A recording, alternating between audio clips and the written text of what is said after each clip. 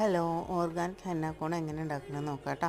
അപ്പോൾ അതിനായിട്ട് നമുക്ക് 100 ഗ്രാം ഹെന്ന പൗഡർ എടുത്തിട്ടുണ്ട്. അതിലേക്ക് 45 ഗ്രാം ഷുഗറും അതുപോലെ തന്നെ 2 ടേബിൾ സ്പൂൺ ലെമൺ ജ്യൂസും 1 കപ്പ് ടീ വാട്ടർ എടുത്തിട്ടുണ്ട് കേട്ടോ. പിന്നെ നമുക്കതൊക്കെ ആഡ് ചെയ്യുക, കുറേശ്ശെ ഒഴിച്ച് കൊടുക്കണം കേട്ടോ ടീ വാട്ടർ.